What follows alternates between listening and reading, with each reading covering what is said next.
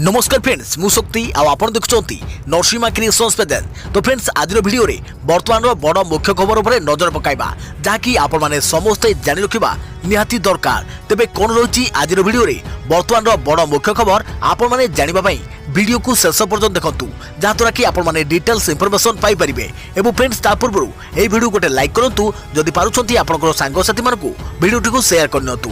जदि फ्रेंड्स आपण माने आमो चैनल ने नुआ ही वीडियो देखुछंती पूर्वरु केबे भी हमरो चैनल को सब्सक्राइब करनाती तबे निहाती चैनल को सब्सक्राइब करे सहित पाखरे आस्तुवा बेल आइकन को बजाय रखतांतु। तो फ्रेंड्स नंबर 1 रहिछि गणेश मूर्ति पुलिस करिबो निष्पत्ति। कटक रे मूर्ति निर्माण रे गड़बड़ पुलिस नेब कार्यानुष्ठान। तेज कटक रे गणेश मूर्ति निर्माण को देखा बद रे हस्तक्षेप करने को मना कर हाईकोर्ट। ए बाबद रे स्थानीय पुलिस प्रशासन निष्पत्ति नेब। हाईकोर्ट कहते गणेश पूजा को आउ 48 घंटारू कम समय रही आउ थे जांच करने को पुलिस पाखरे से पर्याप्त समय नहीं, तेणु कार्यानुष्ठान बाबद रे पुलिस निष्पत्ति नेब। कटक रे स्कूल छात्र बेस गणेश मूर्ति निर्माण करा बेले अन्य एक मूर्ति गणेश उग्र रूप देखा मिलता। मूर्ति को भांगिबा पई कारीगर को कही पुलिस। यापर कारीगर हाईकोर्ट जाइथिले।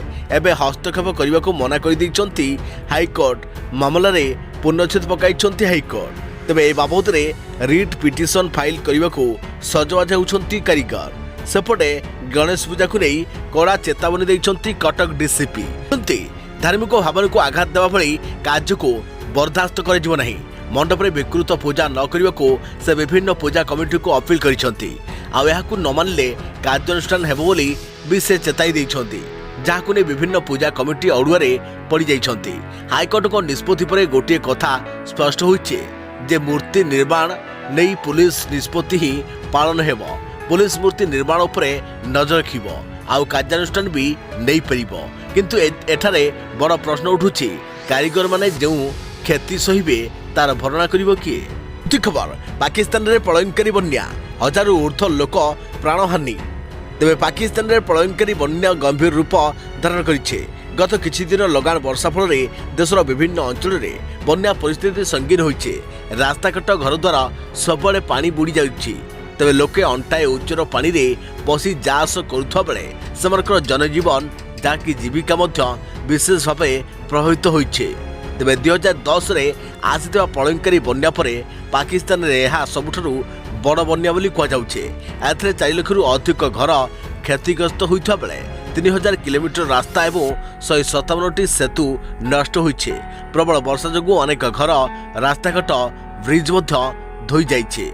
बन्यारे लोके पसी रहिथा बेले सेमानकु रिलीफ और उद्धार पाई सेना को नियोजित कर जाइछे। सेहीपरि पानी घेर थिबा लोकों को हेलिकॉप्टर जरिया रे उद्धार कर जाउछे। पाकिस्तान रो सिंध गिलगित बालूचिस्तान प्रभृति स्थान रे बन्या स्थिति अधिक खराब रहिछे। एठारे लक्ष लक्ष लोके भूमिहीन होई पड़िछंती। चलित वर्ष बन्या कारणरू 1061 जन प्राण हरै सरलेनी। यार भितरे आज पाक प्रधानमंत्री शाहबाज शरीफ बन्या पाई जरूरी बैठक राखिछंती। देखा प्रति खबर शहरी अलिया को नहीं विवाद बीएमसी को अड़ुआ ग्रामवासी विरोध गाँव में पड़ोनी शहरी अलिया। बीएमसी पई अड़ुआ होइछि शहरी अलिया। राजधानी उपकंठ दारठिंगर भुआसुली डंपिंग यार्ड रे अलिया पकेबाकू स्थानीय लोक विरोध करिसंती। पहाड़ भली गदा होइछि अलिया। राजधानी अलिया आनी बीएमसी दारठिंग स्थित भुआसुली डंपिंग यार्ड रे पकाउथिला। हेले एबे अलिया पकेबाकू रोकठोक विरोध करिसंती स्थानीय बासिंदा।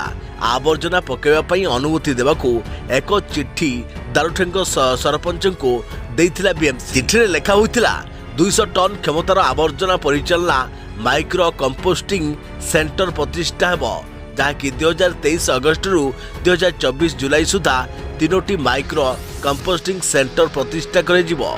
दैनिक 50 टन आवर्जना बायोगैस प्रस्तुत पई प्लांट हेबो। सेपटे एसबु प्रस्ताव देई भुआसुणी डंपियार्ड रे अलिया पकेबा पई आउ वर्षे समय देबाकू चिट्ठी लिखिथिला बीएमसी। हेले प्रस्ताव को प्रत्याख्यान करिसंती ग्रामवासी। कहिसंती बीएमसी अतीत रे अनेक प्रतिश्रुति देई पूर्ण करि नाही, तेणु बीएमसी को विश्वास करि हेबो नाही। शहरी अलिया काहींकी गाँ रे पड़ियो बोली रोकठोक मना कर दैछंती ग्रामवासी। अधिक प्रवृत्ति खबर कृषि अधिकारी कार्यालय रे अभावनीय दृश्य। टेबल उपरे 2टी 500 टंकिया नोट रखी सार देबाको कहिले चाषी। सार दियो संबलपुर जिला मुख्य कृषि अधिकारी कार्यालय अनंत क्षमक कृषि अधिकारी टेबल उपरे 2टी 500 टंकिया नोट रखिदेउछंती जड़े चाषी केउटी सार मिलुची किणी आण देवाई दाबी करुछंती। तेबे राज्य में सारर किभली अभाव देखा देइछि बर्तमान खरीफ चाष पई यूरिया पोटास और ग्रोमर आदि सार निहाती आवश्यक रही समय समिति रे आवश्यक सार नथिबा बेले घरोई डीलर पाखरे सार महजूद थिबा अभियोग करी जिला मुख्य कृषि अधिकारी कार्यालय घराई होउछि।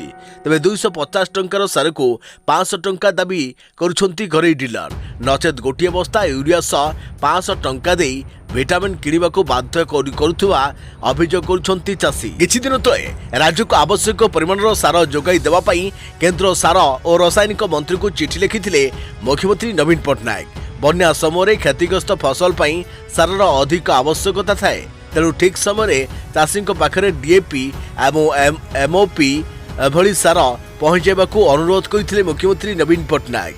यार जवाब रखी केंद्र सार और रासायनिक राष्ट्रमंत्री भगवंत खूब कहिथिले जाके ओडिशार चाषी मानकू जेतिकी सार आवश्यक ताहा केंद्र पक्षरु जोगाई दिया जाउछि। प्रति खबर वज्रपातर सूचना देव आप 40 मिनिट आगु मोबाइल को आसीबो मेसेज वज्रपातर रक्षा करिबो आप कवच। राज्य में घातक होउछि वज्रघात सत्य जमिति आकाशरु खसुछि मृत्यु अकारण रे चली जाउछि जीवन। आज मयूरभंज जिले में वज्रपात 3 जनक जीवन नैथिबा बेले गतकाली उदोल रे 2 जनकर मृत्यु होइथिला। तेबे आज किंबा कालीर घटना नुहे राज्यर विभिन्न जिले में वज्रपात जनित मृत्यु बढ़िबार लागिछि। पाणीपाग विभाग तथ्य अनुसार वज्रघात मृत्यु ओडिशा देश में 1 नंबर। 2021 रे वज्रघात रे देश में 787 जनकर मृत्यु होइथिला। सेथिमध्यरे 213 जन ओडिशार जहाँकि मोट वज्रपात मृत्युर 27%।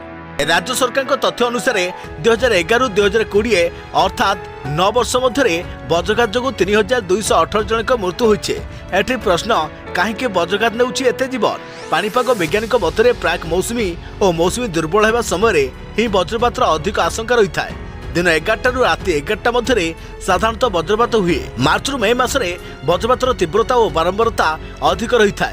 तेज जून रु सेप्टेम्बर मध्य चाषी खोला बिलरे काम कर वज्रपातर शिकार होती। अधिक प्रति खबर नुआखाई कालिया सहायता नुआखाई मिलिबो चाषी को कालिया टंका।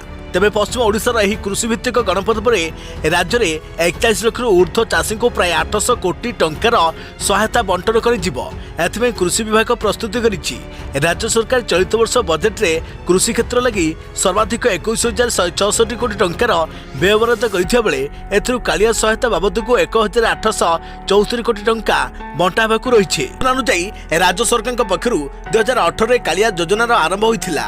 प्रथमे 2टी किस्ती रे 5,000 लेखाएं वार्षिक 10,000 टंका दिया जाइथिबा बेले परवर्ती समय यहाकू 2 किस्ती रे 2,000 करी वार्षिक 4,000 को ह्रास कर जाइथिला। इतिमध्यरे 7टी पर्यायर राज्य सरकार पक्षरु 9,000 रु ऊर्ध्व कोटी टंकार सहायता राशि बंटा जाई सारलानी। एबे अष्टम पर्यायर प्राय 800 कोटी टंका बंटा जिबाकू प्रक्रिया चलीछे। अधिक प्रति खबर राज्य में बढ़िला गुळुगुळी 31 रु वर्षा येलो अलर्ट जारी। गणेश पूजा वज्रपात सांगकू प्रबल वर्षा। राज्य में बर्तमान द्वितीय पर्याय मौसुमी ब्रेक अवधि जारी रही। मौसुमी निम्न चापरेखा तार सर्वसाधारण अवस्थान ठारू उत्तर रहिबा सह बर्तमान हिमालय पाददेश दे अतिक्रमण करुछे। एथिपाई राज्य में मौसुमी वायु प्रभावित निष्क्रिय रही। मौसुमीर निष्क्रियता जो वर्षार परिमाण टिके ह्रास पाइछे और तापमात्रा वृद्धि पाइछे। साधारणतः मौसुमी निष्क्रिय रहिले सुधा आकाश मेघमुक्त रही। तेबे सूर्यकिरण सीधासलख पृथ्वी उपर पड़ुछे। यार प्रभाव में तापमात्रा वृद्धि सांगक गुळुगुळी हेउछे। अन्यपटे तापमात्रा वृद्धि सांगक वायुमंडल उत्तप्त रहुछे और बंगोपसागर आसुथुवा जलीय बाष्पपूर्ण वायु यह संपर्क में आसिया परे बिजुली घड़घड़ी सृष्टि होउछे। एही कारणरू गत 2 दिन हेब राज्यर विभिन्न स्थान में वज्रपात जनित मृत्यु जारी रही एवं वज्रपात एकाधिक लोक प्राण हराउछन्ति। सेपटे आसुछि आउ एक लघुचाप प्रभाव में राज्य में हेब प्रबल अति प्रबल वर्षा। एपटे पाणीपाग केन्द्र सूचना अनुसार यह स्थिति आसंता किछि दिन पर्यंत लगी रहिबो। तेबे अन्यपटे 31 रु 3 तारिख राज्यर विभिन्न स्थान में बिजुली घड़घड़ी जनित वर्षा अनुभूत हेब।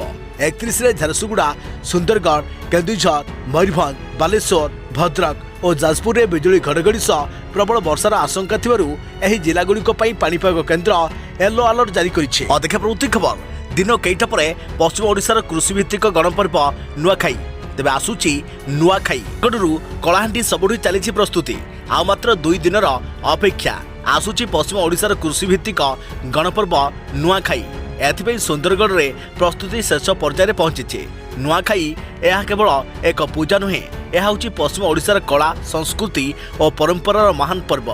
चाषी तार प्रथम अमल धान को निजर इष्ट देवी पाखे अर्पण करेंगे आपर घरे घरे नुआखाई आरंभ होता है। एथिपाई घर लिपापोछा काम कर कोरोना महामारी गत 2 वर्ष फिका पड़ा नुआखाई पर्व, किंतु चलित वर्ष बेस उत्साह सह प्रस्तुति आरंभ कर पश्चिम ओडिशावासी। हाट बजार किणा बिका प्रक्रिया आरंभ हो गलानी। बजार हांडी माठिया नुआ धान नुआ लुगापटा किणुंट लोके, फल चलचंचल हो पड़ी हाट बजार। तेबे परंपरा अनुसार भाद्र मास पंचमी तिथि रे पालित हुए नुआखाई पर्व। जे जोठी थिले भी समस्ते दूर दूरांतरू निजर घर को फेरी आसती। तेबे इष्टदेवी पाखरे नवान्न लगे नुआ नुआ लुगा पिंधि नुआखाई जुहार करती पश्चिम ओडिशावासी। जुहार भेट पाई गाँ ठारू सहर सजबाज होइछे। कलाहांडीर घुमरा संबलपुरी सांगको घुड़का नाच भी प्रस्तुत होइछे। सांस्कृतिक नाच रे चलचंचल हेबो गाँ। देखा प्रति खबर ओटीटी प्रश्नर उत्तर सीट भाइराल 5000 टंकार मिलुछि उत्तर पत्र। मालकानगिरी ओटीटी प्रश्न उत्तर सीट भाइराल होइछे। सारा राज्य में ओटीटी परीक्षा चलिथिबा बेले मालकानगिरी जिले में 3टी सेंटर में चली परीक्षा। तेबे परीक्षा आरंभ न होउनु प्रश्नर उत्तर सीट भाइराल होइछे। एथिपाई शिक्षक माने 5000 टंका देइथवा नै चर्चा होउछे। भाइराल होता उत्तर सीट ठीक ना भूल ताहा जाना पड़ी नहीं। देखा परवर्ती खबर मुख्यमंत्री बड़ घोषणा अग्निशम बाहिनी रे सृष्टि 144टी पदवी गढ़ा हेब स्ट्राइकिंग फायर फोर्स। वर्तमान समय आवश्यकता को दृष्टि रखी अग्निशम बाहिनी को अधिक दक्ष और क्रियाशील कर मुख्यमंत्री नवीन पट्टनायक गुरुत्व आरोप कर विभिन्न पर्यायर विशेषकर अग्नि दुर्घटना समय लोकों उद्धार कार्य जेपरी त्वरित भाव में दृष्टि रखी 144 सदस्य विशिष्ट एक स्ट्राइकिंग फायर फोर्स गठन कर संपर्क में आज मुख्यमंत्री निकट में एक उपस्थापन कर प्रस्ताव उपरे विस्तृत आलोचना कर प्रस्तावटी मुख्यमंत्री अनुमोदन लाभ कर। तेबे निष्पत्ति अनुसार राज्यर कटक संबलपुर और ब्रह्मपुर में रही 3टी जोन में स्ट्राइकिंग फायर फोर्स 3टी रेंज हेडक्वार्टर रहिबो। प्रत्येक रेंज हेडक्वार्टर 48टी पदवी सृष्टि कर समुदाय 144टी पदवी सृष्टि हेबो। एथिरे assistant fire officer, station officer, assistant fire station officer, हाबिलदार मेजर, ड्राइवर हाबिलदार mechanic, leading fireman, fireman, driver और फायरमैन आदि पदवी रहिबो। तेबे समस्त प्रकार प्राकृतिक विपर्यय किंबा मनुष्यकृत विपर्यय व दुर्घटना समय ओडिशा अग्निशम सेवा जहाँकि फास्ट रेस्पोंडर भाव में कार्य कर जनसाधारण को ठीक समय सेवा जोगाई देउछे। रिलीफ और उद्धार कार्य में एक गुरुत्वपूर्ण भूमिका रही है। एपरिक राज्य बाहर विभिन्न विपर्यय समय अग्निशम बाहिनी पक्षरु उल्लेखनीय सेवा जोगाई दि जाउछे। तेणु अग्निशम बाहिनी को तुरंत कौन विपर्यय प्रशमन कार्य में नियोजित करने आवश्यक आधुनिक दक्षता थिबा एक स्वतंत्र फोर्स आवश्यकता रही उपस्थापन कर बाहिनी को समस्त प्रकार आधुनिक यंत्र और अन्य सुविधा जहाँकि मॉडर्न गैजेट्स जोगाई दे एक दक्ष कौशल संपन्न स्ट्राइकिंग फोर्स भाव में विकसित कर बैठक में निष्पत्ति होता। यह बैठक को मुख्यमंत्री सचिव 5T श्री VK पांड्यान संचालन करते। तेज अग्निशम विभाग डीजी श्री संतोष उपाध्यक्ष प्रस्ताव संपर्क में उपस्थापन करते। आलोचन में मुख्य शासन सचिव श्री सुरेश महापात्र, गृह विभाग अतिरिक्त मुख्य सचिव श्री संजीव चोप्रा और अतिरिक्त डीजी श्रीमती सौम्या मिश्र प्रमुख भाग लेते। परवर्ती खबर सेप्टेम्बर 4 रे दरदाम वृद्धि और उत्कट बेकारी प्रतिवाद रे कांग्रेस महंगाई पर हल्लाबल। मोदी सरकार को भूल अर्थनीति भारतर आकाश छुआ दरदाम वृद्धि एवं उत्कट बेकारी कारण महंगा एवं बेकारी मुक्त भारत संपर्क में प्रधानमंत्री नरेंद्र मोदी जो स्वप्न देखाई आज ताहा प्रतारणा परिणत होइछे। मोदी समय उत्कट दरदाम वृद्धि अतीतर समस्त रेकर्ड भांगिवा सह बेकारी समस्या गत 45 वर्षर रेकर्ड भांगुछे। मोदी सरकार एही जन विरोधी और युवा विरोध में कांग्रेस लगातार संग्राम जारी रखिथिबा बेले आगामी दिन में यह तीव्रतार कर आज प्रवेश कांग्रेस कार्यालय वरिष्ठ केंद्रीय कांग्रेस नेता तथा राज्यसभा सांसद नीरज डांगी एक सांबादिक सम्मेलन में कहते। ଶ୍ରୀ ଡାଙ୍ଗି କହିଛନ୍ତି ଯେ 2014 ମସିହାରେ ଯେତେବେଳେ ମୋଦି ସରକାର ପ୍ରଥମ କରି ଆରମ୍ଭ ହେଲା ସେତେବେଳେ ସିଲିଣ୍ଡର ପିଛା ଏଲ୍ପିଜି ଗ୍ୟାସ୍ 410 ଟଙ୍କା ରହିଥିବା ବେଳେ ଏବେ ସିଲିଣ୍ଡର ପିଛା 156% ବୃଦ୍ଧି ପାଇ 1053ରୁ 1240 ଟଙ୍କାରେ ପହଞ୍ଚିଛି। ସେହିପରି ପେଟ୍ରୋଲ ଦର 71 ଟଙ୍କା ଥିବା ବେଳେ ଏବେ ତାହା 40% ବୃଦ୍ଧି ପାଇ 95ରୁ 112 ଟଙ୍କାରେ ପହଞ୍ଚିଗଲାଣି। ଅନୁରୂପ ଭାବେ ଡିଜେଲ ଲିଟର ପିଛା 2014ରେ 55 ଟଙ୍କା ଥିବା ବେଳେ ଏବେ ତାହା 75% ବୃଦ୍ଧି ପାଇ 90ରୁ 100 ଟଙ୍କା ଛୁଇଁଗଲାଣି। ସାଧାରଣ ଲୋକଙ୍କ ଆବଶ୍ୟକୀୟ ସୋରିଷ ତେଲ ଲିଟର ପ୍ରତି 90 ଟଙ୍କାରୁ 122% ବୃଦ୍ଧି ପାଇ 200 ଟଙ୍କା ହେଲାଣି। ସେହିପରି ଅଟା 81% ବୃଦ୍ଧି ପାଇ 22 ଟଙ୍କାରୁ 40 ଟଙ୍କାରେ ପହଞ୍ଚିଗଲାଣି। କ୍ଷୀର ମଧ୍ୟ 71% ବୃଦ୍ଧି ପାଇ ଲିଟର ପିଛା 35 ଟଙ୍କାରୁ 60 ଟଙ୍କାରେ ପହଞ୍ଚିଗଲାଣି। 2014ରେ କ୍ଷମତାକୁ ଆସିବା ପରେ ପ୍ରଧାନମନ୍ତ୍ରୀ ମୋଦି କେବଳ ଦରଦାମ ନିୟନ୍ତ୍ରଣ କରିବାରେ ବିଫଳ ହୋଇନାହାନ୍ତି, ତାଙ୍କର ସରକାରର ତ୍ରୁଟିପୂର୍ଣ୍ଣ ନୀତି ଓ ପ୍ରତାରଣା ଲୋକମାନଙ୍କ ଉପରେ ଯନ୍ତ୍ରଣାର ବୋଝ ଲଦି ଦେଉଛି। ଅଧିକ ପ୍ରତି ଖବର 9 ସେକେଣ୍ଡରେ ଭାଙ୍ଗିଲା କୋଠା, ପରିବେଶ ଉପରେ ପ୍ରଭାବ। ଟ୍ୱିନ୍ ଟାୱାର ମାଟିରେ ମିଶିବା ପରେ ବଢ଼ିଲା ରୋଗ ଭୟ। ମାଟିରେ ମିଶିଛି ଦିଲ୍ଲୀ ନୋଏଡାର ଟ୍ୱିନ୍ ଟାୱାର। ମାତ୍ର 9 ସେକେଣ୍ଡରେ ଧ୍ୱସ୍ତ ରୂପରେ ପରିଣତ ହୋଇଛି ଏହି 100 ମିଟରରୁ ଅଧିକ ଉଚ୍ଚତା ବିଶିଷ୍ଟ ଅଟ୍ଟାଳିକା। ଗତକାଲି ଟ୍ୱିନ୍ ଟାୱାର ଭଙ୍ଗାଯିବା ପରେ ଏ ହେଉଛି ଆଜିର ଦୃଶ୍ୟ, ଯାହାକି ପାହାଡ଼ ଉଚ୍ଚତା ଗଦା ହୋଇଛି କଂକ୍ରିଟ ଆବର୍ଜନା। ତାର ପରିବେଶ ଏବେ ବି ରହିଛି ଧୂଆଁ ଧୂଆଁ। ଏହି ବିଲ୍ଡିଂ ଭାଙ୍ଗିବା ନେଇ ନୋଏଡା ସେକ୍ଟର 93A ଅଞ୍ଚଳରେ ରହୁଥିବା ପାଖାପାଖି 7000 ଲୋକଙ୍କୁ ଅନ୍ୟତ୍ର ସ୍ଥାନାନ୍ତର କରାଯାଇଥିଲା। ଆଜି ସକାଳୁ ଲୋକେ ନିଜ ନିଜ ଘରକୁ ଫେରୁଥିବା ଦେଖିବାକୁ ମିଳିଛି। ଟ୍ୱିନ୍ ଟାୱାର ଭାଙ୍ଗିବା ଦ୍ୱାରା 55000 ମେଟ୍ରିକ୍ ଟନ୍ରୁ ଅଧିକ ଡେବ୍ରିସ୍ ବା କଂକ୍ରିଟ ଆବର୍ଜନା ବାହାରିଛି। ପାହାଡ଼ ଭଳି ଗଦା ହୋଇଛି ଏହି ଆବର୍ଜନା। ଏହି ଆବର୍ଜନାକୁ ହଟାଇବା ପାଇଁ 3 ମାସ ସମୟ ଲାଗିବ ବୋଲି ପ୍ରଶାସନ ପକ୍ଷରୁ କୁହାଯାଇଛି। କେବଳ ସେତିକି ନୁହେଁ, ଚାରିଆଡ଼େ କଂକ୍ରିଟ ସିମେଣ୍ଟ ଧୂଳି ସାରା ପରିବେଶକୁ ପ୍ରଦୂଷିତ କରିଛି। ପ୍ରଦୂଷଣକୁ ଦେଖି ପ୍ରଶାସନ ପକ୍ଷରୁ ପାଣି ସିଞ୍ଚନ କରାଯାଉଛି। ଏହି ଟ୍ୱିନ୍ ଟାୱାର ଧ୍ୱସ୍ତ ପାଇବା ପରେ ଯାହାକି ସ୍ଥାନୀୟ ବାତାବରଣରେ ଯେଉଁଭଳି ଭାବେ ପ୍ରଦୂଷିତ ହୋଇଛି ସେଥିପାଇଁ ଦାୟୀ କିଏ? ଗତକାଲି ପୂର୍ବ ନିର୍ଦ୍ଧାରିତ ସମୟ ଅପରାହ୍ନ 2:30 ଅଟ୍ଟାଳିକାରେ ଖଞ୍ଜାଯାଇଥିବା ବିସ୍ଫୋରକକୁ ସକ୍ରିୟ କରାଯାଇଥିଲା। ମାତ୍ର 9 ସେକେଣ୍ଡ ମଧ୍ୟରେ ଟ୍ୱିନ୍ ଟାୱାର ଧ୍ୱଂସ ସ୍ତୂପରେ ପରିଣତ ହୋଇଛି। ଭାରତରେ ପ୍ରଥମ ଥର ପାଇଁ ଏତେ ବଡ଼ କୋଠାକୁ ନିମିଷକ ମଧ୍ୟରେ ଜଳପ୍ରପାତ ପରି ତଳକୁ ଖସାଇ ଦିଆଯାଇଛି। ଦୀର୍ଘ 7 ମାସର କସରତ ପରେ ମୁମ୍ବାଇର ଏଡିଫାଇସ୍ ଇଞ୍ଜିନିୟରିଂ ଦକ୍ଷିଣ ଆଫ୍ରିକାର ଏକ କମ୍ପାନୀ ସହ ମିଶି 100 ମିଟରରୁ ଅଧିକ ଉଚ୍ଚତା ବିଶିଷ୍ଟ ଉକ୍ତ କୋଠାକୁ ଧରାଶାୟୀ କରିଛନ୍ତି। ଫଳରେ 9 ବର୍ଷ ଧରି ଉକ୍ତ ଟ୍ୱିନ୍ ଟାୱାରକୁ ସ୍ଥାନୀୟ ବାସିନ୍ଦା ଏବଂ କମ୍ପାନୀ ମଧ୍ୟରେ ଚାଲିଥିବା ଆଇନଗତ ଲଢ଼େଇର ଯବନିକା ପଡ଼ିଛି।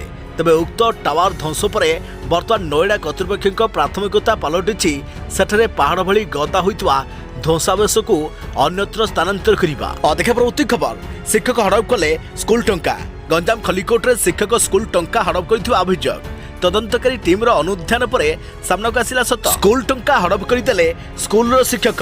ଗଞ୍ଜାମ ଖଲିକୋଟ ବ୍ଲକ ଦେବୀଝର ଉନ୍ନୀତ ଉଚ୍ଚ ବିଦ୍ୟାଳୟର ଶିକ୍ଷକ ଟଙ୍କା ହଡପ କରିଥିବା ଅଭିଯୋଗ ପରେ ବିଓ ଏକ ତଦନ୍ତକାରୀ ଟିମ୍ ଦ୍ୱାରା ତଦନ୍ତ କରିଛନ୍ତି। ଏହା ପରେ ପରେ ଶିକ୍ଷକ ଦୈତାରୀ ବେହେରା ସରକାରୀ ଟଙ୍କା ହଡପ କରିନେବା ନେଇ ସତ ପଦାକୁ ଆସିଛି। ପିଲାଙ୍କ ପାଇଁ ଓ ସ୍କୁଲର ଉନ୍ନତିକରଣ କାମ ପାଇଁ ଆସିଥିବା ଟଙ୍କାରୁ ପାଖାପାଖି 8 ଲକ୍ଷ ଟଙ୍କା ମିଛ ବିଲ୍ ଭାଉଚର ଦେଇ ଶିକ୍ଷକ ଦୈତାରୀ ବେହେରା ଉଠାଇଥିବା ଜଣାପଡ଼ିଛି। ତେବେ ଦୈତାରୀ ବେହେରା ଏହି ସ୍କୁଲରେ ପ୍ରଧାନ ଶିକ୍ଷକ ଦାୟିତ୍ୱରେ ଥିବା ସମୟରେ ଏହି ଟଙ୍କାରୁ ହଡପ କରିଥିବା ଅଭିଯୋଗ ହୋଇଛି। ତେବେ ଶିକ୍ଷକ ଦୈତାରୀ ବେହେରା 10 ବର୍ଷ ପ୍ରଧାନ ଶିକ୍ଷକ ଦାୟିତ୍ୱରେ ଥିବା ସମୟରେ ସମଗ୍ର ଶିକ୍ଷା ଯୋଜନାର ଅର୍ଥ ପାଠାଗାର ଅନୁଦାନ, SC/ST ଅନୁଦାନ, କମ୍ପୋଜିଟ୍ ଅନୁଦାନ, ରାମସା ଅନୁଦାନ, ୟୁନିଫର୍ମ ଅନୁଦାନ ସଠିକ୍ ବିନିଯୋଗ କରିନଥିବା ମଧ୍ୟ ଅଭିଯୋଗ ହୋଇଛି। ତେବେ ଏହିଭଳି ଅଭିଯୋଗ ପରେ ଶିକ୍ଷା ବିଭାଗ ତରଫରୁ ତଦନ୍ତ ହୋଇଥିବା ଏଯାବତ୍ କୌଣସି କାର୍ଯ୍ୟାନୁଷ୍ଠାନ ନିଆଯାଇ